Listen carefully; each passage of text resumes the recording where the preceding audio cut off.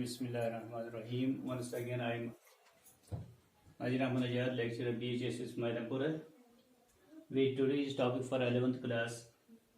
My today's topic is powers of President of India.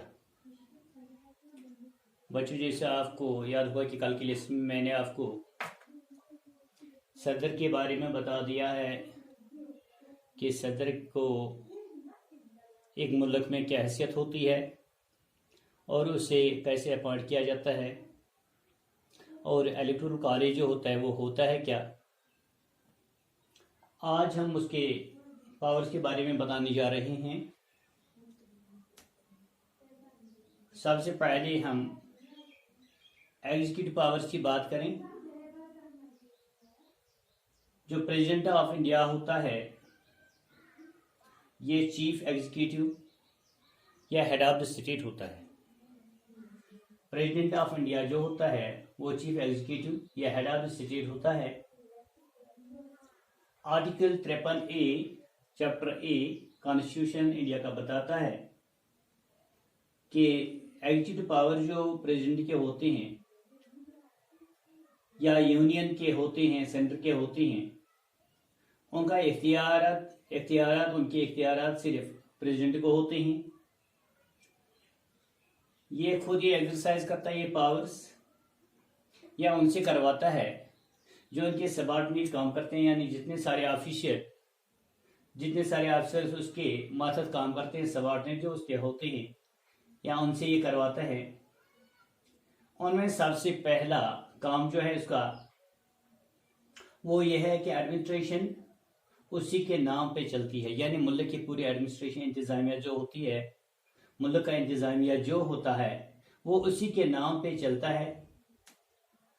पूरा यानी entire administration जो India की है उसी के नाम पे चलती है।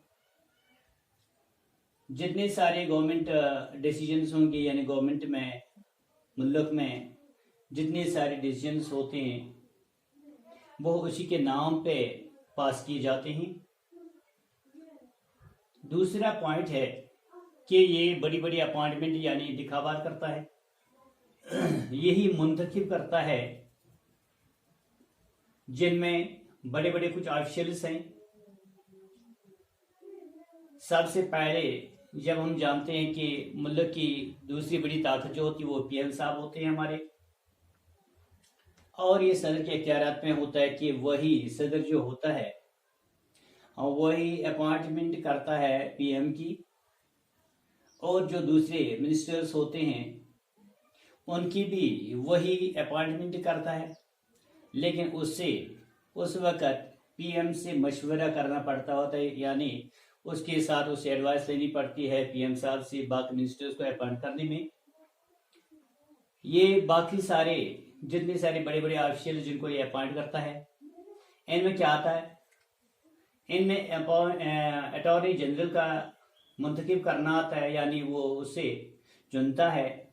जज साहब सुप्रीम कोर्ट जो चीफ जस्टिस होता है सुप्रीम कोर्ट का, उससे भी वही अपॉइंट करता है। बाकी जजेस जो होते हैं सुप्रीम कोर्ट को, उनको वही अपॉइंट करता है। या हाई कोर्ट के चीफ जस्टिस या बाकी जज जो होते हैं ये उसी के जरिए से अपॉइंट होते हैं।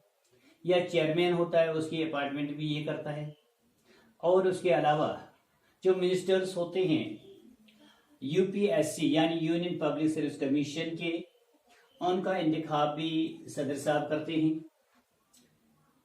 उसके अलावा इलेक्शन कमीशन ऑफ इंडिया जो होता है उसका भी इंतखाब सदर करते हैं। उसके अलावा रिप्रेजेंटेटिव्स जो दूसरे मुल्क में सफीर भेजे जाते हैं उनको वही अपॉइंट करता है। या दूसरे सफीर जो दूसरे मुल्कों से आते हैं, हमारे मुल्क में आते हैं, उनको रिसीव करना उसी का काम होता है। यानी एक डिग्निटी के साथ जितने सारे बैरूनी सयाह लोग यहाँ पे आते हैं या रिप्रेजेंटेटिव जो यहाँ पे आते हैं उनको वही रिसीव करते हैं ऑनर से। उसके अलावा वो एडमिनिस्ट्रेशन चलाता है। एडमिनिस्ट्रेशन यूटीज का यानी यूनियन टेरिटरीज का, जिस तरह हम जानते हैं कि हमारा जो जम्मू कश्मीर था वो इस वक्त तक एक स्टेट था, लेकिन 5 से ये यूटी में शामिल किया गया, यानी यूनियन टेरिटरी में, उसकी एडमिनिस्ट्रेशन चलाना सदर साहब के इख्तियारात में होता है। और ये सदर साहब जो होते हैं, ये एक लिंक होती है सेंटर और स्टेट के दरमियान। या हम यूं कहेंगे, जिस तरह मुल्क को चलाने के लिए या एक मंजिल से एक जगह से दूसरी जगह जाने के लिए अगर बीच में कोई नदी होती है तो इन दो को मिलाने वाला कोई ब्रिज होता है।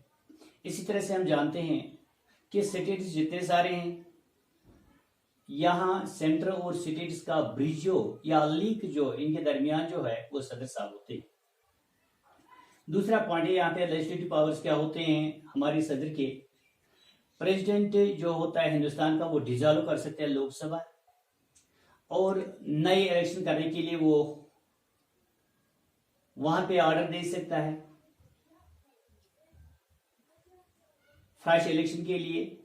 और उसके अलावा वही सदर साहब जो होते हैं यही कॉल करता है सेशन, यानी मजलिस शूरा जो होती है, मजलिस होती है, या उसके बाद जो मीटिंग होती है पार्लियामेंट की 6 मंथ्स में ये हो जाती है, यानी 6 महीने के अंदर अंदर इंतखाबात के बाद जो मजलिस शूरा होती है यही करवाते हैं। दूसरा पॉइंट है, ये लोकसभा के लिए एड्रेस कर सकता है, यानी ये लोकसभा को एड्रेस कर सकता है। पार्लियामेंट में जो लोकसभा है उसको यही एड्रेस कर सकता है। अगर ये चाहे लोकसभा को अलग से करे, राज्यसभा को अलग से करे, या कभी ऐसे होते हैं कि ज्वाइंट सेशन होती हैं, ये भी यही जो सदर साहब होते हैं यही करते हैं। उसके अलावा ये होते हैं सदर साहब जो एक्सप्लेन करते हैं, जो पॉलिसीज ऑफ गवर्नमेंट होती हैं यही उनको एक्सप्लेन करता है। तीसरा पॉइंट यहाँ पे है एसेंट ऑफ बिल, यानी तब तक कोई बिल पार्लियामेंट से पास की हुई एक एक्ट नहीं बन सकता जब तक उस पर सदर साहब की एसेंट हो, यानी जब तक ये असाइन नहीं होगी सदर साहब से। यही वो शख्सियत है मुल्क की जो रिजेक्ट कर सकता है ऑर्डिनरी बिल को, लेकिन एक बार रिजेक्ट कर सकता है, लेकिन दूसरी बार उसे किसी भी सूरत में उस पे असाइन करना है। चौथा पावर जो है यहाँ पे, ये नॉमिनेट करता है मेंबर्स पार्लियामेंट के लिए, जिसमें ये नॉमिनेट करता है 12 मेंबर्स, यानी 12 मेंबर ये राज्यसभा के लिए अपॉइंट कर सकता है। ये मेंबर्स जो होते हैं 12 मेंबर जो राज्यसभा के लिए जिनका ये इंतखाब करते हैं वो बड़े ही माहिर होते हैं मुख्तलिफ डिपार्टमेंट्स में, जिनमें लिटरेचर, साइंस और सोशल सर्विस जो होते हैं उनमें बहुत ही माहिर होते हैं, जिन 12 मेंबर्स का इंतखाब करता है राज्यसभा के लिए। उसके अलावा ये 2 मेंबरों का इंतखाब करता है जो एंग्लो इंडियन कहलाते हैं। ये एंग्लो इंडियन कम्युनिटी से होते हैं। ये लोकसभा के लिए इनका इंतखाब होता है, यानी 2 मेंबर ऐसे होते हैं जो लोकसभा के लिए चुने जाते हैं सदर साहब से, और ये जो होते हैं ये एंग्लो इंडियन कम्युनिटी से ताल्लुक रखते हैं। एंग्लो इंडियन कम्युनिटी क्या होती है ये मैं दूसरे चैप्टर में बताऊं। तीसरा पॉइंट है यहाँ पे कि फाइनेंशियल पावर्स उसके क्या होते हैं। यही सदर जो होते हैं मुल्क के, यही बजट तैयार करवाते हैं करंट ईयर के लिए पार्लियामेंट से, यानी पार्लियामेंट में जो करंट ईयर के लिए बजट बनता है, ये बजट जो होता है फिर सदर ही सामने रखता है पार्लियामेंट के। उसके रिकमेंडेशंस पे मनी बिल जो होते हैं वो इंट्रोड्यूस किए जाते हैं पार्लियामेंट में। उसका फुल कंट्रोल होता है कॉन्टेंजेंसी पे, यानी मुल्क का जितना सरमाया है उसमें कितना सारा ये खर्च करे, ये अपनी मर्जी के मुताबिक ये कर सकता है। स्वीट बिल जो होती है इसकी, उसको कोई उसमें इख्तियारात की कमी नहीं है, क्योंकि ये जो होता है ये डिफेंस का चीफ होता है।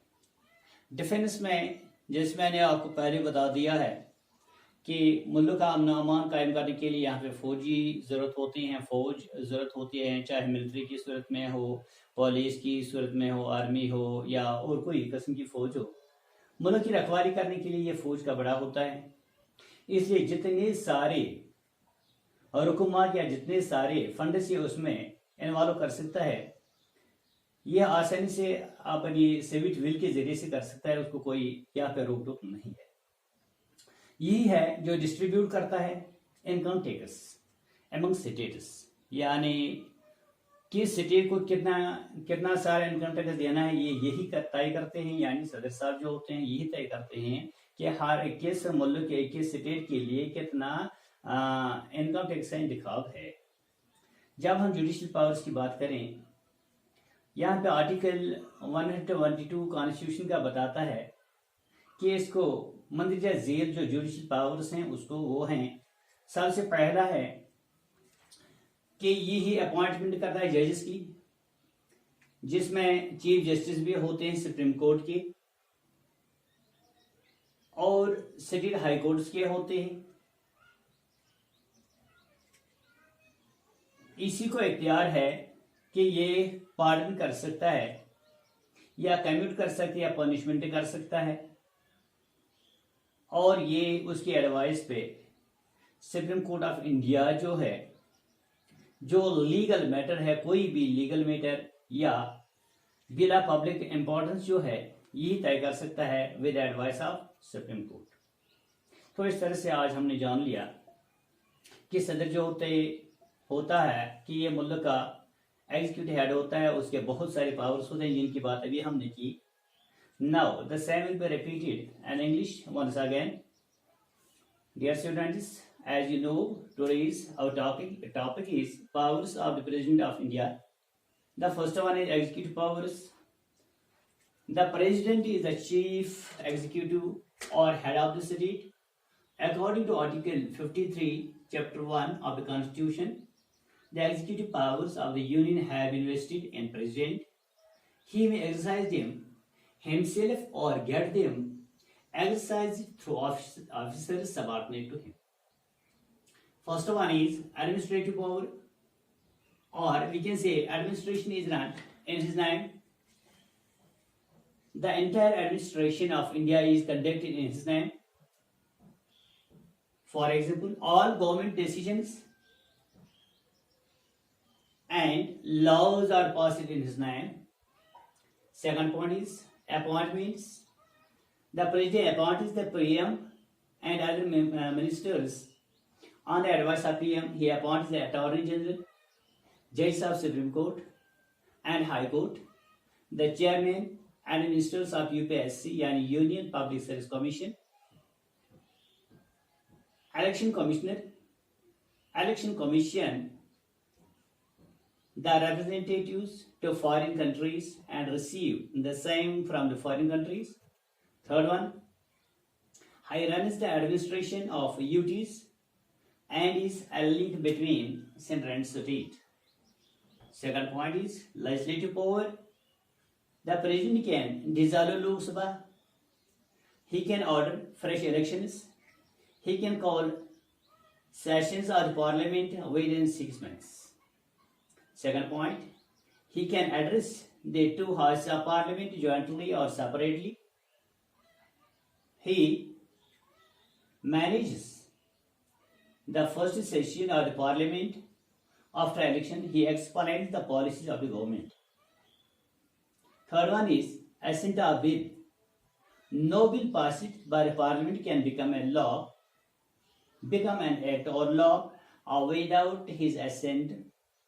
He can reject an ordinary bill only once. Second time, he has to assign the bill. Fourth one is nominates the members of the Parliament. He nominates 12 members to the Rajya Sabha. These members should have distinguished themselves in different fields of literature, science and social services. He can nominate 2 persons of the Anglo-Indian community for the Lok Sabha. Third one, Financial power. He placed the budget for the current year by Parliament. On the recommendations, money bills are introduced in the Parliament. He has full control on the contingency and he can spend according to his sweet will. He distributes the income tax among the cities. Fourth one, that is judicial power. According to Article 122, yani 122 of the Constitution, he has following judicial powers. The first one is he appoints judges and chief justice of Supreme Court and state high courts. He has the power to pardon, commute, and punishment. He can seek the advice of the Supreme Court of India over any legal matter or bill, legal matter or a bill of public importance. This is done for today. Thank a lot for your positive cooperation. Assalamu alaikum wa rahmatullahi wa barakatuh.